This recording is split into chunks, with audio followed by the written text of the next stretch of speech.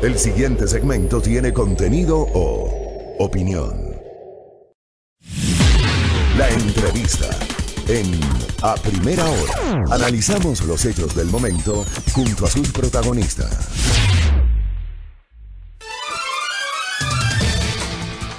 6:42 en la mañana, alertamos a nuestra audiencia, a las 7 de la mañana tendremos la habitual cadena dispuesta por la Secretaría de Comunicación de la Presidencia y luego estableceremos un contacto vía Skype con el expresidente Rafael Correa para hablar de algunos temas.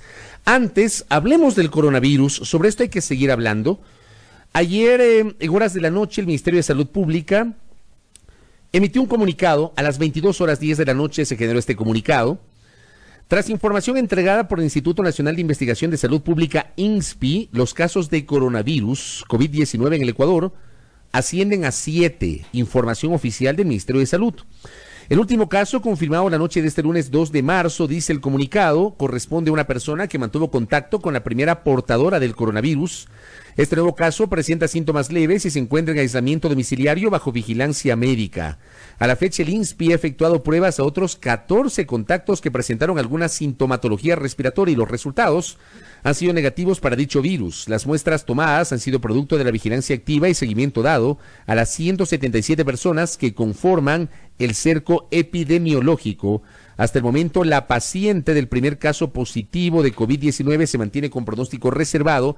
Es la información que justamente generó anoche el Ministerio de Salud Pública. 7 casos.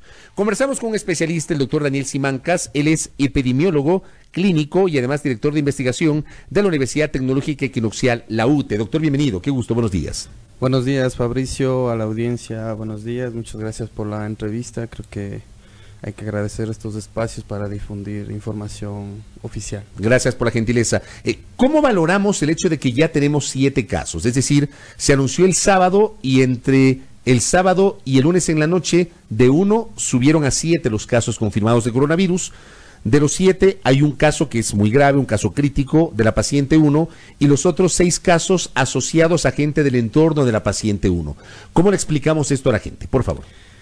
Bueno, la gente debe entender que esta se va a convertir en una pandemia mundial, entonces esto quiere decir que el virus vivirá entre nosotros, que tenemos que aprender a vivir con él. Ahora estamos contando los casos, es decir, este caso importado de la paciente que vino de España, que se contagió allá, vino acá y ahora estamos en una segunda fase. La segunda fase es que todos sus contactos pueden ser sospechosos de coronavirus. Entonces es de esperar, ¿no?, que en los próximos días y semanas estas personas que contagian, porque el virus puede contagiar entre 2 y 3 personas por cada caso positivo, es de esperar que aparezcan más casos. Llegará un momento en que ya no contemos los casos porque el virus está. No oímos en los medios de comunicación que se cuenten los casos de influenza, porque la influenza es una pandemia que tiene un comportamiento estacionario.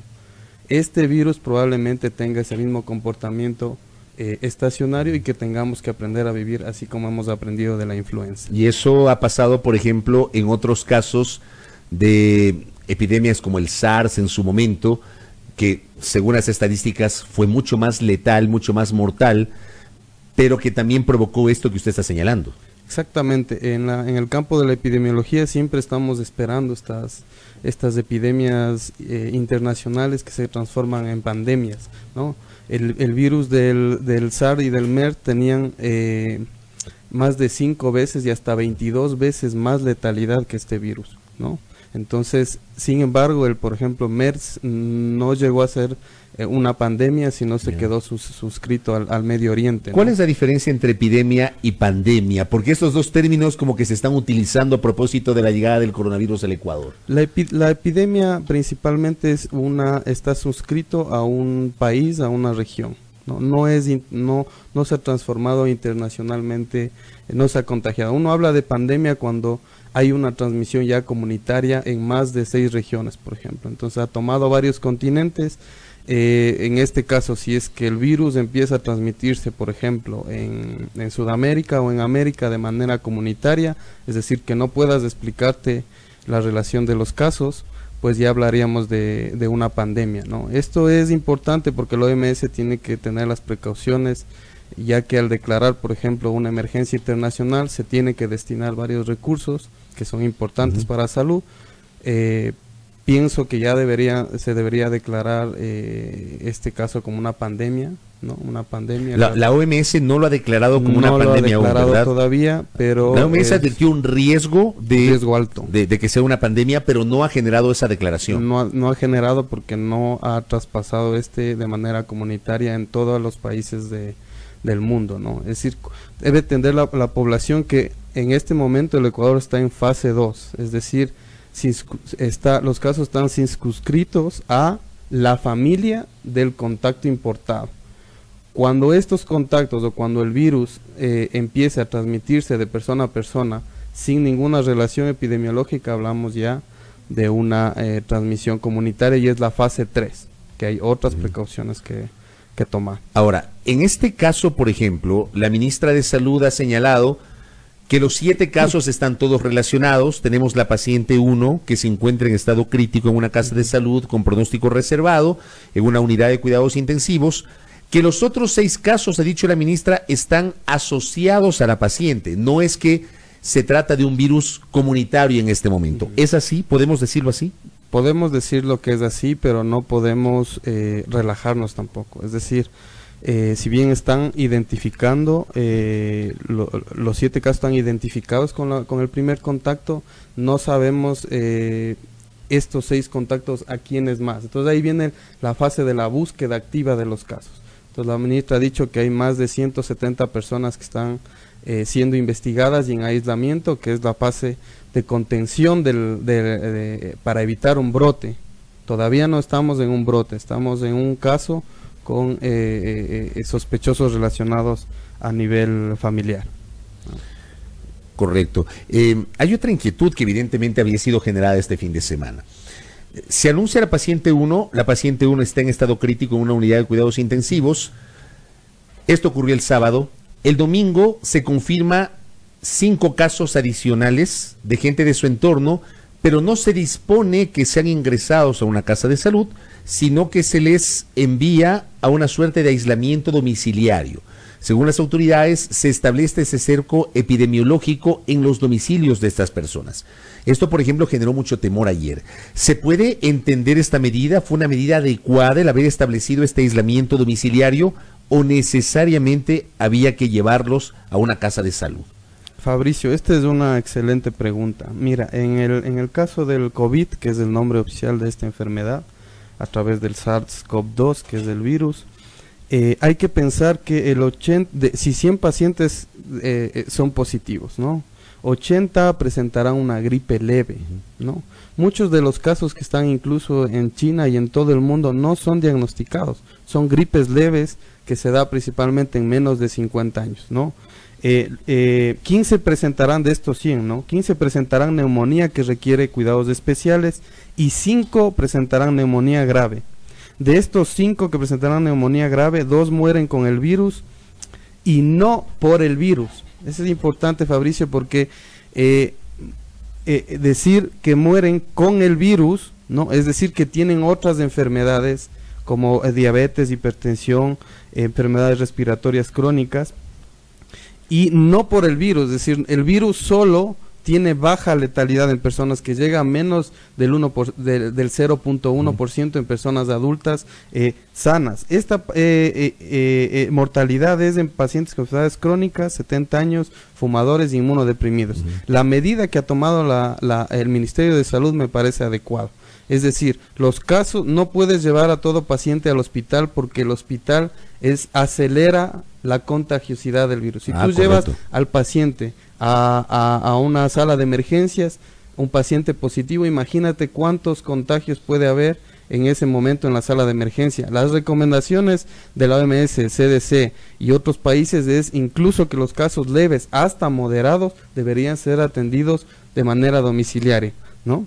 Entonces me parece que esta medida es la medida correcta. Es la medida correcta. Claro, pero digamos, el hecho de generar este aislamiento domiciliario garantiza que efectivamente las personas van a respetar ese cerco, no se van a salir, no van a irse a la esquina, no van a ir a la tienda, o como pasó el fin de semana que alguien se fue a la universidad a querer dar un examen y provocó semejante barullo en la Universidad de Guayaquil durante el fin de semana. Digo, esto también, evidentemente hay gente que dice, hay una medida que no se respeta, que es la del aislamiento domiciliario. Exactamente. Yo creo que ahí hay una responsabilidad y quizás se deban intensificar la vigilancia de estos pacientes, porque lo que pasó con la Universidad de Guayaquil es inconcebible, ¿no? Es decir, estos pacientes se les debe orientar a que no pueden salir, tienen familiares que deben tener un cuidado especial también, y estos familiares les pueden proveer de todas los insumos, agua, alimento que ellos necesiten, y hay que pensar que el virus es contagioso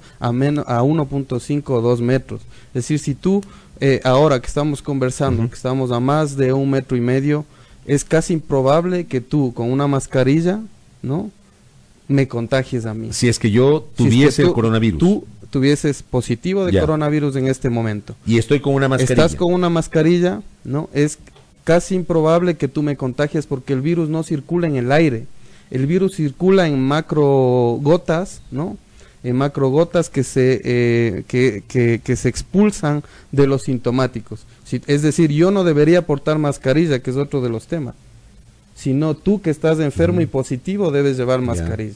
Si yo llevo mascarilla, tú te imaginas, alguna vez te has de haber puesto mascarilla. Claro. Cuando tú te pones mascarilla, empiezas a manipular la mascarilla porque te aprieta, entonces eso, la evidencia lo que dice es que más bien te incrementa el riesgo de que tú te contamines estando sano. Es decir, la mascarilla para los sanos no sirve. La mascarilla sirve para los enfermos, para evitar contagiar. Esa es la responsabilidad que debe tener la ciudadanía. Es decir, esto es un tema de empoderamiento. Ya no podemos culpar a los servicios de salud, a los hospitales, nos pasamos criticando. Es el momento de unirnos todos, porque este monstruo que es esta epidemia nos está sobrepasando a todos. Hay que unirse para trabajar en conjunto, apoyar a las autoridades, un solo mensaje claro a la ciudadanía para poder salir adelante en esta crisis. Si una persona tiene algún tipo de malestar respiratorio, tos, fiebre, evidentemente en este momento va a generarse esta psicosis respecto de la llegada del coronavirus. Pero ¿qué es lo primero que tiene que hacer una persona que empieza a tener tos, empieza a tener moquera, le duele la cabeza, le duelen las articulaciones, tiene estos malestares, no respira bien? ¿Qué es lo primero que tiene que hacer? Lo primero que tiene que hacer es calmarse. No, primerito, serenarse. Me parece muy pertinente, lo primerito es eso. Guardando las diferencias, es como cuando te dicen, a ver, está temblando la tierra, ¿qué es lo que tienes que hacer? Tienes que calmarte, porque el rato que entras en pánico empiezas a cometer errores. Cuando uno tiene síntomas respiratorios, lo primero que tiene que hacer es consultar, ¿no?, información. Es decir, calmarse, llamar a este número del Ministerio de Salud 171 y buscar más información. Llamar a su médico de cabecera es una buena idea, ¿no? Todos tenemos un médico que tenemos confianza, llamémoslo, digamos, estoy con un poco de resfriado, estoy con tos, no es el momento de acudir a los servicios de salud, ¿no?, sino quedarse en casa, no ir a trabajar, pensar en los demás. Es decir, ahora hay un esfuerzo por decir, me voy a cuidar yo, pero también tengo la responsabilidad de cuidar a los demás. No puedo andar tosiendo, dice, a mí esto no me va a hacer nada, ya han dicho que la letalidad es baja, salgo con camiseta, empiezo a toser a diestra y siniestra. Es un tema de responsabilidad ciudadana, ¿no? Calmarse, ¿no? Es decir, calmarse, tienes síntomas, te quedas en casa, ves cómo evolucionan estos síntomas, llamas a pedir información, te alejas de tus familiares a más de 2 metros, ¿no? Tratas de cuidar lavado de manos, te pones una mascarilla, cuidas a tus familiares, ¿no? Para no contagiarlos. No acudes al trabajo, llamas, dices que estás enfermo. Ahora el Ministerio de Trabajo está empeñado en buscar soluciones para que la gente pueda trabajar desde casa. Claro, y teletrabajo. Y llamar a los números de confirmación. Solamente debe acudir a un hospital cuando tiene síntomas graves, fiebre alta, malestar general y dificultad para respirar. Es una sensación como que te estás qué sé yo, al salir de la piscina, como cuando te estás queriendo ahogar, es decir, una sensación de que, no sé, ya no soporto, no puedo respirar bien, debes acudir a un hospital con mascarilla, con los cuidados, con los lavados de mano, y es eso. El hecho de que no exista una vacuna confirmada, ¿podría aumentar el índice de letalidad de este virus? Sí, sí. Es decir, la vacuna ha demostrado que ha bajado la mortalidad, es decir, en caso de influenza, te digo. Este virus, la vacuna me sirve para prevenir. Para prevenir, no para curar la enfermedad. Pero esto habrá la prevención para el próximo año, claro, por supuesto. Que es estacionaria. Es decir, ahora se está también generando pánico y falsas esperanzas en la población, de decir que estamos a 20 días, a 30 días de una vacuna. Entonces, que inmediatamente que se haga la vacuna debería empezar a distribuirse. Yo pienso que estamos a más de un año de tener una vacuna efectiva. Es decir, lo que nos va a salvar es la comunicación efectiva, los mensajes claros, el lavado de manos, la higiene respiratoria y la responsabilidad ciudadana en este caso. Eso va a disminuir la mortalidad. Correcto. Lo último, doctor, en honor al tiempo, rapidito, porque me llegó una pregunta y me dicen, ¿el tratamiento cuánto más o menos dura? Es decir, la gente, alguien que reporta caso positivo, pero es un caso leve, está en aislamiento domiciliario, ¿cuánto tiempo más o menos dura el tratamiento hasta que finalmente se determine que ya no tiene esta enfermedad? Mira, es un virus nuevo. Estamos 2 meses investigando este virus. La evidencia actual lo que te dice es que las guías de la OPS y OMS te dicen que debería estar en aislamiento 14 días. Sin embargo, varios expertos y lo que se ha visto es que uno debería alargar este tiempo casi a 1 mes. Entonces, 1 mes tú deberías estar, si eres positivo, ¿no?, en aislamiento hasta que te dé el resultado negativo, que podría permanecer incluso 2 semanas después de no presentar los síntomas, ¿no? Entonces, la pregunta es pertinente. Pero estamos hablando de casos positivos, ¿no? Claro. Casos positivos que los vamos a tener. Si ya tenemos 7, ¿no? Está claro. Tenemos 7, pero vamos a tener más. Es decir, un ejemplo es la explosión que hubo en Italia. Pues muy probablemente aquí tengamos muchos más casos de coronavirus y tenemos que calmarnos, aprender, saber si algún familiar está con un caso positivo. Lo que te digo, cuidados generales, 1 metro de distancia, no acudir inmediatamente al servicio de salud, los casos confirmados, porque podría pasar como una gripe leve. Dice, es decir, incluso la letalidad podría ser más baja porque muchos casos en el mundo no están siendo detectados porque pasan como una gripe común. No quiero decir que esto es una gripe común. Por supuesto. Definitivamente es una crisis y tenemos que ser responsables y enfrentarlas adecuadamente. Correcto. Gracias por los aportes, doctor. Muy amable, muy gentil. A las órdenes, Fabricio. El aporte del doctor Daniel Simancas, epidemiólogo clínico, director de investigación de la Universidad Tecnológica Equinoccial, hablando sobre el coronavirus. Estas entrevistas evidentemente nos permiten ampliar nuestro conocimiento respecto de este tema y tener mayores herramientas para enfrentar esta situación. En punto las 7, en la primera hora. 7 de la mañana con 1 minuto. Daniel Simancas, epidemiólogo clínico, director de investigación de la UTE, hace pocos minutos en entrevista explicó que hay que aprender a convivir con el coronavirus, así como vivimos con diferentes enfermedades. Dijo que aún no se habla de una pandemia, pero que este estado ya debería ser declarado por la Organización Mundial de la Salud para que se activen los protocolos necesarios y también los recursos. En el caso del COVID-19, si hay 100 casos positivos, 80 presentarán gripe leve, 15 como una neumonía, 5 como una neumonía grave, mientras que 2 morirán con el virus, pero no por el virus, sino por otras enfermedades asociadas. No se debe llevar a los pacientes al hospital inmediatamente porque el riesgo de contagio se amplía. Las recomendaciones de la OMS es, en estos casos leves, es que se atiendan en la casa y se debe intensificar la vigilancia en los pacientes que están en cuarentena, también para evitar que los contagios aumenten. Recordó el doctor que el coronavirus no circula en el aire, sino en gotas. Las mascarillas deben ser utilizadas únicamente por quienes tengan enfermedades respiratorias o sean positivos en coronavirus para evitar el contagio. Dijo también que hay que trabajar en conjunto y ser corresponsables para evitar que este virus se propague. 7 de la mañana con 3 minutos.